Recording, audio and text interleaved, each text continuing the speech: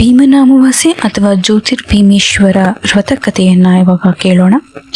ಪೂರ್ವದಲ್ಲಿ ನೈಮಿಷ ಅರಣ್ಯವಾಸಿಗಳಾಗಿದ್ದ ಶೌನಕಾದಿ ಮಹಾಮುನಿಗಳು ತಮ್ಮಲ್ಲಿಗೆ ಅತಿಥಿಗಳಾಗಿ ಆಗಮಿಸಿದ್ದಂತಹ ಸೂತ ಪುರಾಣಿಕರನ್ನ ಕುರಿತು, ಮಹಾತ್ಮರೇ, ಸ್ತ್ರೀಯರು ಯಾವ ವ್ರತವನ್ನು ಆಚರಿಸಿದರೆ ತಾವು ದೀರ್ಘ ಸುಮಂಗಲಿಯೂ ಸುಖ ಸಂಪತ್ತುಳ್ಳವರು ಪತಿಸುಖ ಉಳ್ಳವರು ಆಗುವರು, ಅಂತಹ ಉತ್ತಮೋತ್ತಮವಾದಂತಹ ವ್ರತವೊಂದನ್ನು ನಮಗೆ ತಿಳಿಸಬೇಕು ಎಂದು ಪ್ರಾರ್ಥಿಸುತ್ತಾರೆ. ಆಗ ಸೂತ ಮಹಾಮುನಿಗಳು ಶೌನಕಾದಿಗಳನ್ನು ಕುರಿತು ಹೀಗೆ ಹೇಳ್ತಾರೆ: ಮುನಿಶ್ರೇಷ್ಠರುಗಳೇ, ನಿಮ್ಮ ಅಭಿಲಾಷೆ ಲೋಕಕ್ಕೆ, ಅದರಲ್ಲಿಯೂ ಸ್ತ್ರೀಯರಿಗೆ ಹಿತಕರವೂ ಶ್ರೇಯಸ್ಕರವೂ ಆಗಿರುವಂಥದ್ದು.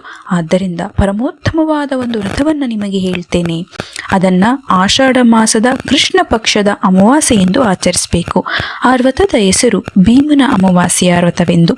ಅದನ್ನು ಕುರಿತು ಈಗ ನಿಮಗೆ ವಿವರಿಸ್ತೇನೆ, ಶಾಂತಚಿತ್ತರಾಗಿ ಕೇಳಿರಿ ಎಂದು ಹೇಳ್ತಾರೆ. ಹಿಂದೆ ಸೌರಾಷ್ಟ್ರ ದೇಶವು ವಜ್ರಬಾಹು ಎಂಬ ರಾಜನಿಂದ ಪರಿಪಾಲಿಸಲ್ಪಡುತ್ತಿತ್ತು. ಆ ರಾಜನಾದರೂ ವೀರನೂ ಧೀರನೂ ಮತಿವಂತನೂ ಆಗಿದ್ದನು. ಈ ರಾಜನಿಗೆ ಜಯಶೀಲನೆಂಬ ಕುಮಾರನಿದ್ದನು. ಅವನಾದರೂ ಅತಿ ಸುಂದರನೂ ಸದ್ಗುಣನೂ ಆಗಿದ್ದನು. ಆದರೆ ಕಾಲವಶದಿಂದ ಆ ಕುಮಾರನು ಯುವಕನಿರುವಾಗಲೇ ಮರಣವನ್ನ ಹೊಂದಲು ವಜ್ರಬಾಹುವಿಗೆ ಆಘಾತ ಉಂಟಾಯಿತು. ಕುಮಾರನ ಮರಣದಿಂದಾಗಿ ತನಗೂ ತನ್ನ ಪಿತೃಗಳಿಗೂ ತಿಲೋದಕವನ್ನ ಕೊಡುವರಿಲ್ಲವೆಂದು ಚಿಂತಿಸತೊಡಗಿದನು. ಹೀಗಿರುವಲ್ಲಿ ಅವನಿಗೊಂದು ವಿಚಾರವು ಹೊಳೆಯಿತು.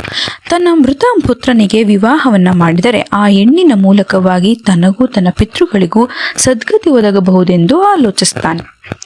ರಾಜನು ತನ್ನ ಮೃತ ಪುತ್ರನಿಗೆ ಹೆಣ್ಣು ಕೊಟ್ಟವರಿಗೆ ಅತ್ಯಧಿಕವಾದ ಧನವನ್ನ ಕೊಡುವುದಾಗಿ ಪ್ರಕಟಿಸುತ್ತಾರೆ. ಅದೇ ನಾಡಿನಲ್ಲಿ ಸುಸಂಸ್ಕೃತನೂ ವೇದಶಾಸ್ತ್ರ ಪಾರಂಗತನೂ ಆದಂತಹ ಬ್ರಾಹ್ಮಣನೊಬ್ಬನಿರ್ತಾನೆ. ಅವನಾದರೂ ಕರ್ಮವಶದಿಂದ ದಟ್ಟ ದರಿದ್ರನಾಗಿರ್ತಾನೆ. ಆದರೆ ಅವನ ಭಾಗ್ಯಕ್ಕೆ ಸುಶೀಲೆಯಾದಂತಹ ತನ್ನ ಕುವರಿಯಲ್ಲಿ ಒಬ್ಬಳನ್ನ ಹಣದಾಸೆಯಿಂದಾಗಿ ಮೃತ ರಾಜಕುಮಾರನಿಗೆ ದಾರೆ ಎರೆದು ಕೊಡ್ತಾನೆ. ಇದರಿಂದ ರಾಜನ ಇಷ್ಟಾರ್ಥವು ಈಡೇರುತ್ತೆ. ವಿವಾಹದ ನಂತರದಲ್ಲಿ ರಾಜನು ರಾಜಕುಮಾರನ ಶವವನ್ನು ಸ್ಮಶಾನಕ್ಕೆ ಸಾಗಿಸಿ ಅಲ್ಲಿ ಚಿತೆಯನ್ನು ಏರ್ಪಡಿಸ್ತಾನೆ. ತನ್ನ ಸೊಸೆಯನ್ನು ಕರೆದು ಚಿತೆಗೆ ಬೆಂಕಿಯನ್ನು ಇಡುವಂತೆ ಹೇಳ್ತಾನೆ. ಆಕೆಯಾದರೂ ಮಂಗಳ ದ್ರವ್ಯಗಳಿಂದಲೂ ಸಕಲಾಭರಣಗಳಿಂದಲೂ ಶೋಭಿತಳಾಗಿ ಪರಿಶುದ್ಧ ಮನಸ್ಸಿನಿಂದಲೂ ಭಕ್ತಿ ಭಾವದಿಂದಲೂ ಪರಮಾತ್ಮನನ್ನ ಧ್ಯಾನಿಸುತ್ತಾ ಶಾಂತ ಚಿತ್ತದಿಂದ ಚಿತೆಗೆ ಅಗ್ನಿಸ್ಪರ್ಶವನ್ನ ಮಾಡ್ತಾಳೆ. ದೈವಲೀಲೆ ಎಂಬಂತೆ ಆ ಕೂಡಲೇ ಆಕಸ್ಮಿಕವಾಗಿ ಮಳೆಯು ಬಂದು ಚಿತೆಗೆ ಹಚ್ಚಿದ್ದ ಬೆಂಕಿಯು ಆರಿ ಹೋಗುತ್ತೆ. ಸೂರ್ಯಾಸ್ತವಾಯಿತು. ಜಲಪ್ರವಾಹವು ಹೆಚ್ಚಾಯಿತು. ಗಾಢವಾಗಿ ಕತ್ತಲೆಯು ಆವರಿಸಿತು. ಇಂತಹ ಭೀಕರ ಸನ್ನಿವೇಶದಲ್ಲಿಯೂ ರಾಜನು ತನ್ನ ಪರಿವಾರದೊಂದಿಗೆ ಅರಮನೆಗೆ ಹೊರಟೋಗ್ತಾನೆ. ಆದರೆ ಆ ಸ್ವಾದಿಮಣಿಯು ಅಂತಹ ಸನ್ನಿವೇಶದಲ್ಲಿಯೂ ಪತಿಯ ಶವವನ್ನ ಬಿಟ್ಟು ಹೋಗಲಾರದೆ ಅಲ್ಲಿಯೇ ಉಳಿದುಕೊಳ್ತಾಳೆ. ಅವಳ ಮನದಲ್ಲಿ ಭೀತಿಯು ಆವರಿಸಿತ್ತು. ಅವಳು ದುಃಖಾತಿಶಯದಿಂದ ಕೂಡಿದ ಪರಮಾತ್ಮನಲ್ಲಿ ಮೊರೆ ಇಡ್ತಾಳೆ: ಹೇ ಭಗವಾನ್, ಪೂರ್ವದಲ್ಲಿ ನಿನ್ನ ಕರುಣೆಯಿಂದ ಮಾರ್ಕಂಡೇಯನು ಚಿರಂಜೀವಿಯಾಗ್ದನು, ಚವ್ಯನನು ದೀರ್ಘವಾದ ಆಯುಷ್ಯವನ್ನ ಪಡೆದನು, ಅಗ್ನಿಮನ್ಮಥರು ಪುನರ್ಜೀವವನ್ನ ಪಡೆದರು, ಶ್ವೇತವಾಹನನು ಪೂರ್ಣಾಯುಷ್ಯವನ್ನ ಪಡೆದನು. ನಿನ್ನ ದಯೆಯಿಂದಲೇ ರತಿದೇವಿಯು ಮಾರ್ಕಂಡೇಯನ ಸತಿಯು ಅಗ್ನಿಯ ಪತ್ನಿಯರಾದ ಸ್ವಾಹ ಸ್ವಾದಾದೇವಿಯು ಸುಮಂಗಲಿಯರಾಗಿ ಪುತ್ರರನ್ನ ಪಡೆದರು. ಹೀಗಿರುವಲ್ಲಿ ನಾನು ಮಾಡಿದ ಅಪರಾಧವೇನು? ನನಗೇಕೆ ಈ ಘೋರ ಶಿಕ್ಷೆಯು? ದಯಾಮಯ, ನೀನು ನನ್ನನ್ನು ಅನಾಥಳನ್ನಾಗಿ ಮಾಡಿದೆ. ನಿನ್ನ ಕೃಪಾಕಟಾಕ್ಷವನ್ನ ಬೀರಿ ನನ್ನನ್ನು ಕಾಪಾಡು ಎಂದು ಪರಿಪರಿಯಾಗಿ ಬೇಡ್ಕೊಳ್ತಾಳೆ. ದೀನರಕ್ಷಕನಾದ ಪರಮೇಶ್ವರ ಸ್ವಾಮಿಯು ಸತಿಸಹಿತನಾಗಿ ಪ್ರತ್ಯಕ್ಷನಾಗಿ, ಮಗಳೇ, ನಿನ್ನ ಕೋರಿಕೆ ಏನು ಎಂದು ಕೇಳಲು ಆ ಕುಮಾರಿಯು, ದೀನರಕ್ಷಕನೇ, ನನಗೆ ಸೌಭಾಗ್ಯ ಸಂಪತ್ತನ್ನು ನೀಡು ಎಂದು ಕೇಳ್ಕೊಳ್ತಾಳೆ. ಆಗ ಗಿರಿಜಾರಮಣನು, ಮಗಳೇ, ನಿನಗೆ ಸೌಭಾಗ್ಯ ಸಂಪತ್ತನ್ನು ನೀಡಬಲ್ಲ ಅತ್ಯಂತ ಶುಭಪ್ರದವಾದ ವ್ರತವೊಂದಿದೆ.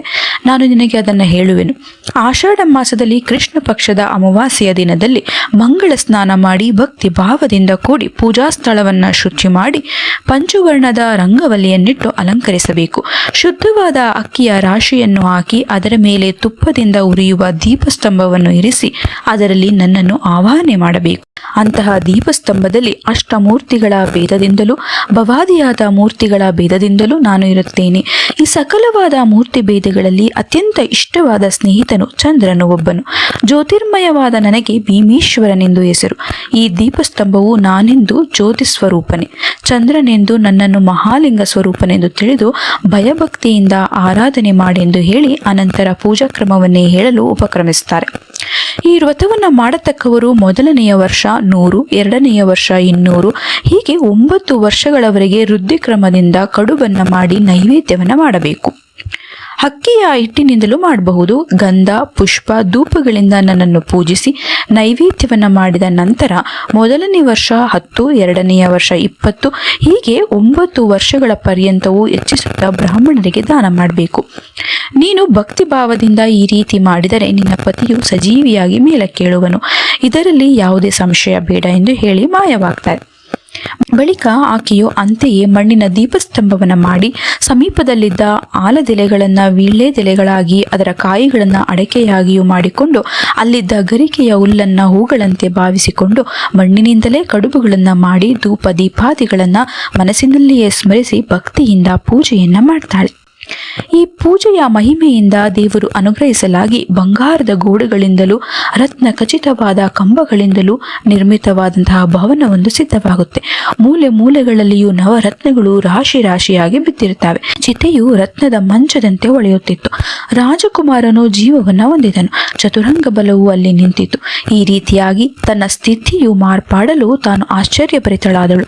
ರಾಜಕುಮಾರನಾದರೂ ನಿದ್ರೆಯಿಂದ ಎಚ್ಚೆತ್ತವನಂತೆ ಮೇಲಕ್ಕೆದ್ದು ಪಕ್ಕದಲ್ಲಿದ್ದ ಕನ್ಯಾಮಣಿಯಿಂದ ನಡೆದ ವೃತ್ತಾಂತವನ್ನೆಲ್ಲ ಕೇಳಿ ಆನಂದಭರಿತನಾದನು. ಮರುದಿನ ರಾಜಭಟರು ಬಂದು ನೋಡಿ ಆಶ್ಚರ್ಯದಿಂದ ರಾಜನಲ್ಲಿಗೆ ಬಂದು ನಡೆದುದನ್ನೆಲ್ಲ ವಿಷದಪಡಿಸಿದರು. ದೊರೆಯು ಕೂಡಲೇ ಬಂದು ಸೊಸೆಯಿಂದ ನಡೆದುದನ್ನು ತಿಳಿದು ಆನಂದಪಟ್ಟು ಮಗನನ್ನ ಗಾಢಾಲಿಂಗನ ಮಾಡಿ ಸೊಸೆಯನ್ನು ಸಮಾಧಾನಪಡಿಸಿ ಬ್ರಾಹ್ಮಣರಿಗೆ ದಾನ ಧರ್ಮಗಳನ್ನು ಮಾಡಿ ಬಹಳ ಸಂತೋಷದಿಂದ ಸಕಲರೊಡನೆ ಅರಮನೆಯನ್ನು ಸೇರಿ ಸುಖದಿಂದಿದ್ದರು. ಹೀಗೆಂದು ಸೂತ ಪುರಾಣಿಕರು ಶೌನಕಾದಿಗಳಿಗೆ ಹೇಳಿದರು. ಇಲ್ಲಿಗೆ ಶ್ರೀ ಸ್ಕಂದ ಪುರಾಣದಲ್ಲಿನ ಭೀಮನ ಅಮಾವಾಸ್ಯೆಯ ವ್ರತಕಥೆಯು ಸಂಪೂರ್ಣ.